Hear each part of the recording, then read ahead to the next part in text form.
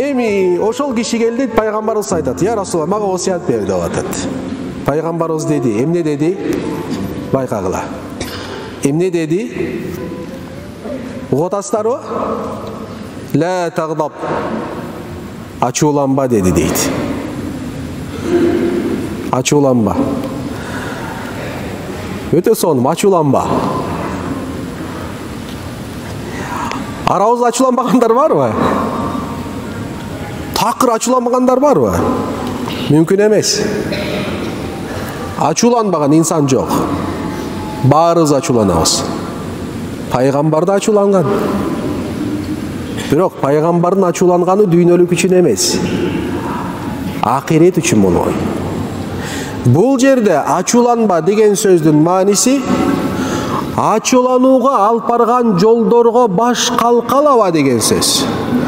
Ачуулукка алып бара турган жолдорго кирбе деген сөз. Себептерди карманба деген сөз. Экинчиси, ачуулангандан кийин ачуунун чакырган жолдорго барба деген сөз. Ачууланасың, ачуу чакырат, башына бир чап, барба ага дейди. Түшүнүктүбү? Ачууланып атасың, ачуулук келди, ачууландың. Ачуулагандан кийин ачуулук чакырып атат кайсы жерге? Сөкмө уну. Барба дейт ал жерге. Түшүнүктүбү? Ачууланба деген сөз, ачууланба деген маанисинде эмес. Ачууланба деген сөз, ошол ачууланууга алып бара турган себептерден алыс бол, ачууланган болсоң, ачуулануу чакырган жолдорго барба деген сөз. Түшүнүктүбү? Ошол себептен эмне кыласың? Бир хадисте айтылат. Маанисинде. Турган болсоң, орун алмаштырасың. Турган болсоң, отурасың, отурган болсоң, жамбаштайсың. Жамбаштап аткан болсоң, барып эмне кыласың? Даарат аласың.